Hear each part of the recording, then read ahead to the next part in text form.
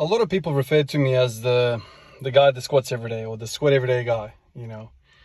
That's kind of on the first kind of thought is what people say about me, the guy that squatted every day for 1 trillion years in a row. For people that know a little bit more about me, people that have watched a few videos, or more than a few, I guess, will know that the journey that I'm on, the squat everyday journey, has not been about proving to everyone that the Bulgarian system is the best system and I'm vouching for it, I'm selling programs, I'm doing all these sorts of things. It's never been about that. For people that understand the journey, you guys know that the struggle for the journey has been me discovering a way to get past my hip pain. I've said it many times before. The attraction for me to training every day, to squatting every day, is that it gives me an ability to test and retest every single day. So I would implement an idea and I would test it on the squat and be like, okay, the squat felt better when I did that, or when I did this period or that period, or many different ideas. And so it's never been about proving that this is the best method in the world, and here are my links down below, and please click them and buy the program, and I'm Bulgarian, blah blah blah. I'm not even Bulgarian. I have no ties to the Bulgarian national team. I have no ties to any monetization of this program. It's never been about that. It's just I got attracted to it because even before I started training every single day, I struggled. And so every time I would come into the gym, I'm like, okay, let me try and explore this a little bit further and a little bit further. And then when I kind of discovered the Bulgarian method, I was like, damn, okay, so maybe I can do this every single day and quicken my journey into my development as a lifter and treating this pain and blah blah blah blah. When I did the 5x5, when I did all these other different programs, which all of you guys have probably done as well, I would always get to a stage where the going gets tough, and then the pain would come in, and I'm like, damn, okay, I have to back away. Same thing as the squat everyday program. A lot of people are like, oh, you gotta rest. Dude, I've been there for a very long time. I've been on 2-day, 1-day a week cycles, 3 days, 4 days, 5 days a week. I've played with all sorts of things, and the rest never does anything. All rest does is that it lets the inflammation die down, and then next time I get up to the same type of work, same loads, same volume, boom, the pain comes back again. And so people think this is treating pain. You're not treating pain. You're just letting the symptoms of pain die down. And so every time you come back into the same room and you talk to the same volume and the same intensity, you miss the pain again. That's what it is. But anyway, and so the whole journey for me has been a discovery journey, a journey of discovery where I go around and I explore how to go about doing the movement that I fell in love with after my first love, which is basketball. How do I go about it? How do I push it? And then in that process, I've discovered lots of different things about human anatomy, physiology, biomechanics, psychology, all these sorts of things, and it kind of feeds well into my career, my main career, which is nursing, and that's kind of how the whole thing has come around. And so in recent times, I've had a lot of success, and a lot of you guys have been asking me the intricate details of, where is Ivan up to now? You guys keep showing me, or you keep showing us these squatting videos, but there's nothing in the background. And I kind of said there last time, and I'm like, yeah, you're right. Me exhibiting the final product, which is the squat, the 180 for 13, that's kind of like the conclusion. But the body of the essay is something I haven't been showing recently. And so today I thought I'd show you another little snippet of what I've been doing. Pistol squats. Why is this fitting into anything, Ivan? The reason why pistol squats make sense to me is that it's the same hip abduction, hip glute medius minimus, TFL, all that stuff gets really, really challenged when I'm 1 foot. When I'm on 1 foot and abducting that leg, straight leg, bent leg, whichever way you want to do it, lying, sitting, whichever way, when I abduct my hip, it fires up the muscles which are kind of the cause of my pain and discomfort. And for some reason, these muscles don't work at all.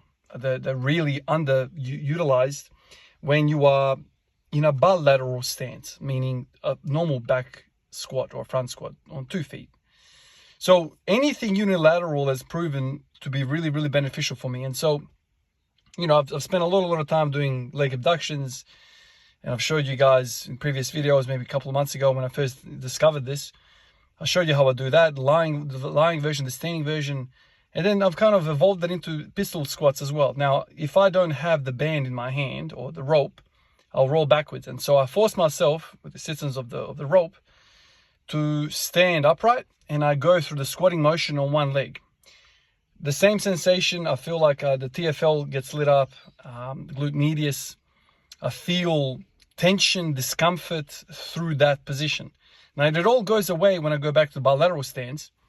But if I warm those muscles up and I go into the bilateral stance, the normal squat, everything feels better. And then when I load it up, when I start pushing my back squat, the pain never comes because I've already warmed up the stuff that doesn't really work when you're doing a normal squat.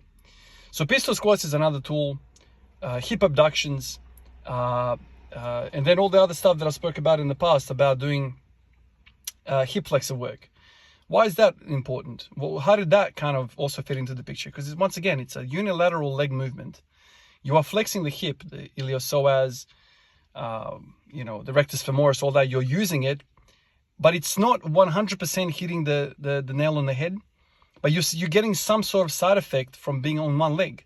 And so for a long time, I was kind of beating around the bush thinking, man, is it the hip flexors? Is it the hip flexors? It's in the right region, but it's more to the side. And so anytime you introduce a squatting pattern or an abduction pattern in an exercise, it seems to work really well for me. And so a lot of guys have been saying, how often you're doing this and how much you're doing it?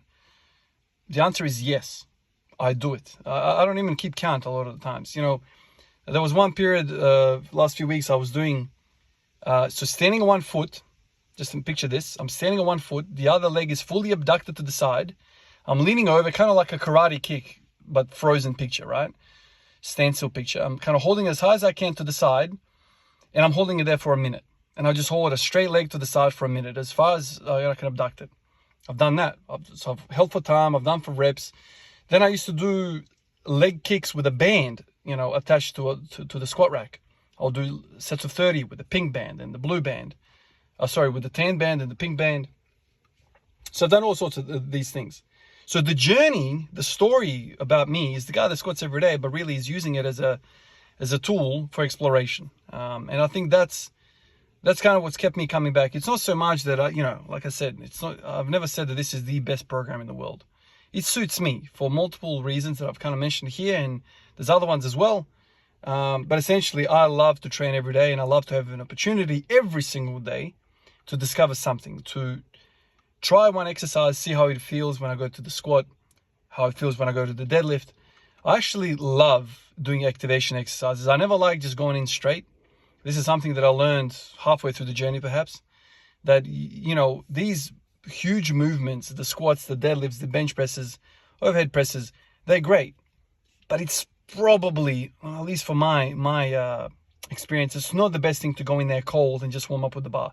I used to think that, but now I never do it. I go in and I do something else. So, abduction work right now, I'm kind of focusing on that. And every time I get to the bar, my joints feel lubricated and I feel good, and I never have pain. It's almost like a, what's it called? It's like a stimulation, activation. That's the word I'm looking for. Activation work, which kind of activates the primary muscles to move even better. It's quite a powerful thing. You're doing work before the main work. So you'd think, linearly, you would think, well, you're going to not perform very well because you're kind of already tired. But in fact, what happens, you end up being stronger in that second movement, in your primary movement, because you've done this warm-up business. That's the power of it all. And I think a lot of people, I've been there for a very long time myself, is where we undervalue the body of the SA.